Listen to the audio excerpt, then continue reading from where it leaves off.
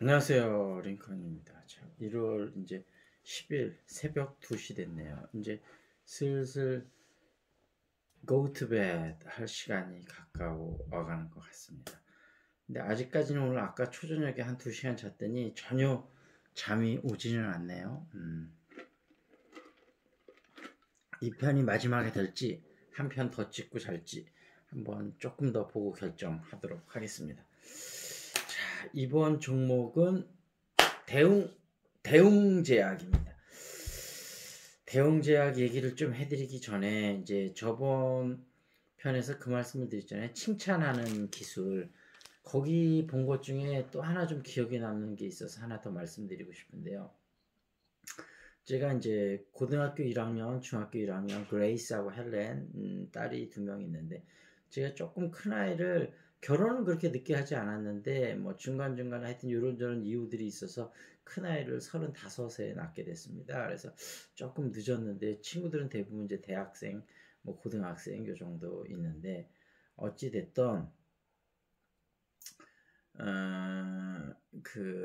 이제 그레이스가 시험이 이제 지금 외고 다니고 있는데 시험이 금요일날 끝나서 아직까지도 지금 그레이스하고 헬렌이 밖에서 이제 대탈출 그거를 보고 있습니다. 2명 다. 하여튼 재밌나 봐요. 보고 있는데 그 칭찬의 기술을 설명하시는 그 강사분도 아마 딸만 둘이 있는가 봐요. 근데 이제 그 중학교 딸이 막 어떤 이제 뭐 그룹을 좋아한다 이러면 아빠도 이제 딸들이 좋아하니까 좀 관심을 갖고 딸들하고 친해지려고 막 억지로 그 가수를 막 좋아하고 막 이렇게 서치를 하고 그러면 그 딸들이 좋아하는 가수를 바꿔버린대요. 근데 그 바꿔버리는 게 아빠가 싫어서 바꾸는 게 아니고 자기들 또래는 또래들 문화끼리 어떤 공유하고 싶은 그런 어떤 시크릿 비밀적인 게 있는 거죠. 아빠가 거기서 무단으로 들어오는 게 싫은 거예요, 얘들은. 그래서 그 얘기를 보면서 제가 깨달은 게 있는 게, 그러니까 결국은 사람은 자기들이 속한 집단이 있고 또래 집단이 있잖아요. 그 사람들하고 그 또래들끼리 향유하고 공유하고 싶은 문화나 뭐 어떤 것들이 있는 거죠. 그러니까 우리가 이제 뭐 5년, 10년이 되면 좀 세대 차이를 가끔 틈틈이 느끼게 되는 게 5년이나 뭐 이 정도 단위로 조금씩 예를 들면 1, 2년 차 같은 경우는 별로 세대 차이를 느끼지 않겠죠. 근데 한 5년, 6년 되면 조금 느낄 수 있을 것 같아요. 10년 되면 좀 더 커질 테고요. 15년, 20년. 뭐 예를 들면 자녀들하고 나이 차이가 대부분 뭐 25, 30, 35 이렇게 차이가 날 테니까 세대 차이가 나도 꽤 나겠죠. 그러니까 근데 정말 중요한 어떤 부분들은 자녀들하고 공유할 부분들은 공유를 하고 또 자녀들의 어떤 그들만의 문화를 존중할 거는 존중해주고 너무 거기에 끼어들려고 하는 거는 바람직하지는 않을 것 같아요. 그러니까 서로 공유할 건 공유하고 각자 존중할 건 존중해주고 이러는 가운데서 그러니까 칭찬을 하려면 결국 상대편을 잘 알아야 되고 상대편을 배려를 해야 되는 거 아닙니까? 그러니까 상대편 지금 예를 들면 저 같으면 뭐 10대 아이들이 어떤 생각을 하는지 잘 모르잖아요, 솔직히. 그러니까 그리고 자라는 환경이나 뭐 그런 부분도 너무 다르고 그러니까 억지로 막 이해하려고 하지 말고 어찌됐든 이해 못하는 부분은 let it go. 그냥 놔두라는 거죠. 이해 못하는 어떤 부분이 있는 게 당연한 거고, 그걸 오히려 이해하려고 할 때 문제가 심해지는 거고, 그러니까, 그렇다고 이해하려는 노력을 하지 말라는 뜻은 아니고, 그러니까 서로 공감대를 찾아서, 예를 들면 아무리 세대 차이가 나도 기본적으로 같이 인간으로서의 공감할 수 있는 어떤 부분들이 있지 않습니까? 그런 부분들은 공감하고 공유하면서 그런 부분들을 하고, 각 세대별로 조금 이해할 수 없는 부분들은 서로 그냥 놔두면서 서로 어차피 나하고 다른 부분이 있구나. 예를 들면 비슷한 연령대라도 남자 여자 도 다르고 살아온 배경에 따라 다르고 자라온 고향에 따라 다르고 하다못해 비슷한 나이인데도 그럴진데 나이가 그렇게 상당히 다르다면 다른 부분이 얼마나 많겠습니까? 그런 부분들을 인정할 건 인정하는 데서부터 우리가 상대편에 대한 이해와 배려의 출발점이 아닐까, 사랑의 출발점이 아닐까. 서로 같으려고 해지는 게 사랑이 아니고 다름을 인정하고 다름을 존중하는 데서부터 사랑이 시작되는 게 아닐까. 그러면서 칭찬도 바로 거기서부터 시작되고 생각되고 출발돼야 되는 게 아닐까 하는 생각입니다. 링컨 생각이었습니다. 자, 대웅제약 한번 분석해 보도록 하겠습니다. 대웅제약이 이 10년치 주가 분석을 보니까 좀 파란만장합니다. 전체적으로는 우상향이긴 한데 이렇게 갔다가 고점 찍었다가 조정받았다가 더 고점 찍었다 완전 쑥 내려갔다가 다시 이렇게 지금 회복되는 추세인데 이 고점에 매수하신 분들은 마음고생 심하셨던 분들이 꽤 있으실 것 같아요. 지금 전승호, 윤재춘 두 공동대표인가 봐요. 1961년 1월 10일 날 출발을 했고요. 2002년 10월에 대웅이 인적 분할을 해서 2002년 11월 1일 날 대웅제약으로 다시 이제 상장이 된 것 같아요.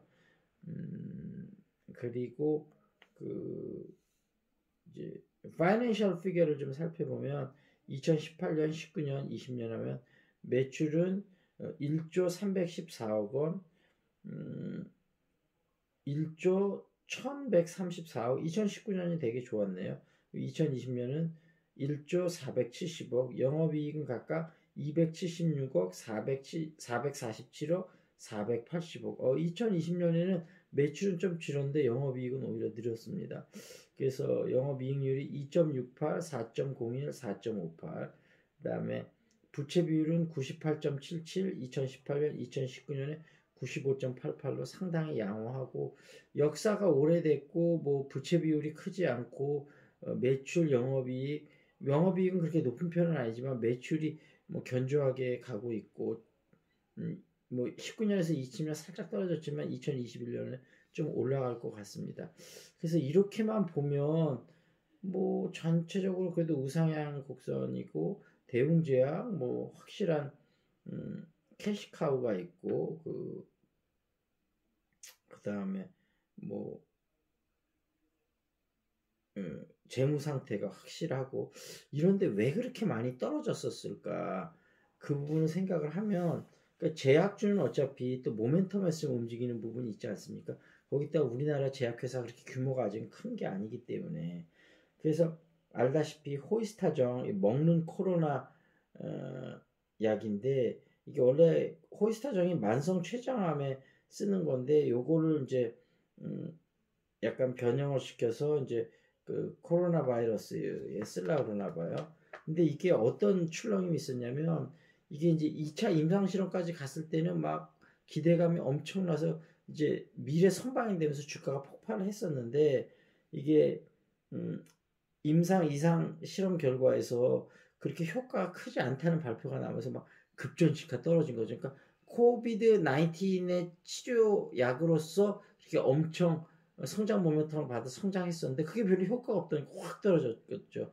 그러다가 실적이 괜찮으니까 조금씩 기술적 반등을 하다가 결국은 이게 임상 3상이 승인이 났는데 그게 뭐냐면 호스타정 단독으로 쓰이는 게 아니고 길리어드 사이언스의 렘데시비르 이거랑 같이 병용해서 쓰니까 중증 코로나 환자들한테 엄청난 효과가 발휘했다는 그런 다시 결과가 나오면서 임상 상상이 승인이 되고 이것 때문에 본격적인 다시 상승이 시작이 됐는데 일단 대웅제약은 이렇게 좀 바라봐야 될 것 같습니다. 실적이 뒷받침되고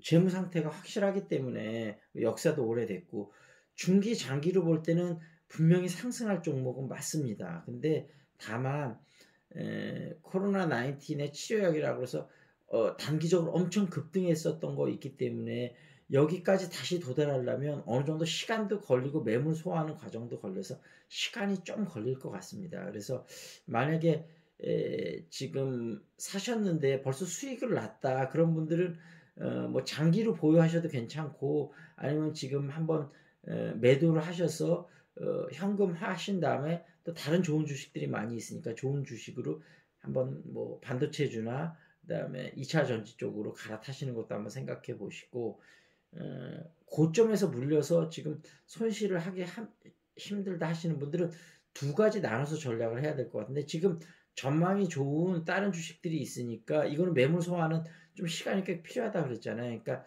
일단 손해가 좀 났지만 매도해서 다른 거를 사서 좀 더 그걸 통해서 이 손실을 메꾸는 방법이 하나가 있고, 그냥 좀 더 들고 가고 싶다 하시는 분은 매물 소화하는 과정을 조금 기다리신 다음에 그게 시간이 조금 다소 걸리더라도 그냥 꿋꿋하게 버티고 계시면 결국은 다시 본인이 사셨던 가격을 뚫기는 할 겁니다. 근데 시간은 좀 다소 걸릴 거예요. 그래서 그런 식으로 대응을 하시면 좋을 것 같고, 지금 시점에서 그 살려시는 분은 철저하게 좀 분할 매수를 하셨으면 좋겠다. 이게 여기서 이렇게 좀 더 확 갈지 아니면은 조금 더 주춤하거나 아니면은 조금 횡보나 살짝 떨어졌다 갈지 몰라서 조금 이렇게 나눠서 매입을 하고, 요것도 최소한 1년은 보자. 그래서 올 연말 가면, 그때까지 가면 그래도 회복되고 괜찮지 않을까 생각이 들고, 그때 가서 차익을 실현하고 다른 주식으로 갈아타시든지 조금 더 가시든지 하면 좋을 것 같고, 포트폴리오 내에서는 10% 정도 비중, 10% 이상을 가져가긴 좀 그렇고, 왜냐면 이것도 나쁘진 않지만 지금 좋은 주식이 얼마나 많은데 이거를 40% 50% 가져갈 필요는 없지 않습니까? 그러니까 비중 10% 정도 하셔갖고 또 조금 원하는 수익을 또 거두실 수 있으면 좋겠습니다. 자, 그러면 대웅제약 이렇게 정리를 마치도록 하겠습니다.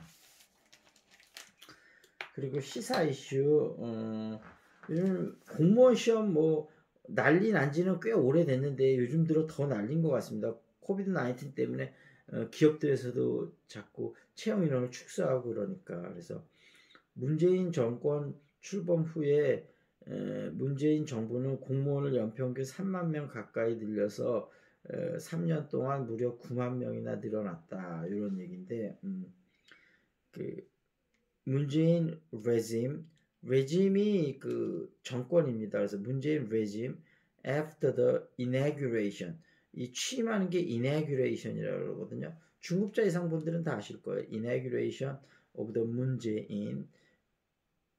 문재인의 inauguration 후에 문재인 레짐 정부는, 그러니까 문재인 정권이죠, 정권. 그래서 정부는 the government increase, government는 늘렸다는 거죠, of nearly 30,000 average annual public servants with 3 years and as many as 90,000 or more, 이렇게 됐습니다. 그래서 다시 한번 해볼게요. Moon-jae regime after the inauguration of the Moon Jae-in, the government increase of nearly 30,000 average annual public servants with 3 years and as many as 90,000 or more, 이렇게 되어 있습니다. 그리고 그 다음에 우리가 틈틈이 한 번씩 하는 관계 중심 전도, 그리고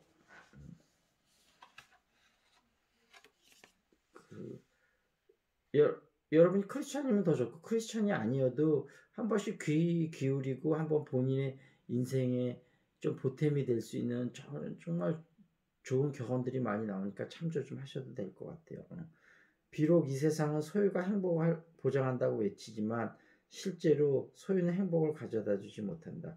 잠깐 동안은 무엇인가를 소유했다는 흥분이 밀려올지 모르지만 그렇다고 행복해지지는 않는다. 그렇다면 무엇이 우리를 진정 행복하게 만들까? 존재의 가장 깊은 갈망을 채워주는 것은 누군가의 관계다, 이런 얘기인데, 일단 첫 번째 문장 한번 영어로 옮겨보겠습니다. 비록 이 세상 사람들은 소유가 행복을 보장한다고 외치지만 실제로는 소유는 행복을 가져다 주지 못한다. 그러면 비록 뭐뭐 하지만, 그러면 although, even though 그런 걸 쓰면 되겠죠. Although people in this world, 외칩니다. shout that, 외치는 거죠. 뭐라고 외치냐면 possessions guarantees happiness. possessions, 소유는 guarantee 한다는 거죠. happiness, 행복을. 그러나 in fact possession does not bring happiness. 그러나 possession, 소유는 행복을 가져다 주지 못한다. 행복을 guarantee 한다고 세상 사람들은 주장하지만 실제로 소유는 행복해지지 않는다는 거죠. 그러니까 그런 생각도 들어요. 제가 만약에 돈이 엄청나게 많아서 지금은 제가 막 진짜 갖고 싶은 것들이 있으면 뭐 그중에 일부는 사지만 일부는 못 사고 그걸 계속 그리워하게 되잖아요. 어떻게 보면 여행도 막상 떠나기보다는 떠나기 전에 그리워할 때가 더 즐겁다 그러는데 물건도 막상 사는 것보다는 사는 거를 막 고대하는 게 더 기쁘지 않을까요? 여러분이 만약에 돈이 많아서 여러분이 원하는 물건을 언제든지 척척 살 수 있다면 기다리는 시간이 필요 없잖아요. 언제든지 사고 싶다 생각만 하면 살 수 있는 거잖아요. 과연 그러면 물건 사는 기쁨이 옛날에 내가 아쉬워서 진짜 몇 개월, 몇 년 돈을 모아서 살 때만큼 기쁠까? 그렇지 않을 것 같아요. 그래서 여러분 신혼집 출발할 때도 그렇잖아요. 하나하나 사서 모으는 재미가 크다고잖아요. 돈을 모아서 하나하나 사는 재미가 좋을 텐데 여러분이 신혼집 출발할 때부터 모든 가구 완벽하게 벌써 다 돼 있어. 그러면 신혼의 재미와 행복이 훨씬 덜할 것 같다는 생각은 들어요. 그래서 지금 이거를 통해서 우리가 좀 생각을 해야 될 건 물론 물건을 사고 소유하고 돈이라는 게 정말 중요하지만 돈이 그닥 중요치 않다는 게 아니고 돈이 정말 중요합니다. It's really important. But there is something else. 돈 외에도 또 중요한 어떤 것들이 있는 거죠. 그거를 돈이 중요한 것만큼 돈 외에도 중요한 것들이 있다는 사실을 여러분이 don't forget. 잊지 않으셨으면 정말 좋겠다. 여러분 인생이 정말 우리가 살아나가는 게 쉽지 않잖아요. 이 쉽지 않은 인생을 살아가는데 조금이라도 보탬이 되지 않을까 그런 여러분이 그런 것을 알고 계신다면 그런 링컨 생각이었습니다. 그 다음에 그 영어 네이티브에는 이렇게 들린다. 이렇게 한번 해보도록 하겠습니다. 여기서 오늘의 표현은 이건데 오래간만에 만났어요. 그러면 제일 많이 쓰는 말이 long time no see 이런 표현 많이 쓰고 how have you been 이렇게 얘기하는데 이거를 예를 들면 I haven't seen you for many years 이렇게는 안 쓰고 이거는 딱 봐도 어색하네. I haven't seen you 이런 표현도 문법적으로 맞지만 잘 안 쓰고 for many years 이런 표현은 더더욱 안 씁니다. 그래서 I haven't seen you for many years 이렇게 쓰는 사람은 없을 것 같은데요. 근데 How have you been? 이렇게 매일 만나는 사람일 때는 Hi, how are you doing today? 이렇게 많이 한다 했잖아요. 좀 자주 만나던 사람이 몇 개월 못 만났어. 혹은 몇 년을 못 만났어. 그럴 때는 How have you been? 그러거나 Long time no see 이렇게 표현하면 좀 가벼우면서도 좋은 표현이 될 것 같습니다. 자, 그러면 저도 이제 슬슬 잠이 오기 시작하네요. 샤워하고 아무래도 자고 그 이후에 거는 추가적으로 찍는 거는 내일 아침에 찍어야 될 것 같습니다. 자, 그러면 여러분 대웅제약 전략을 제가 말씀을 드렸었고요. 어찌됐든 여러분들 건강 정말 조심하시고요.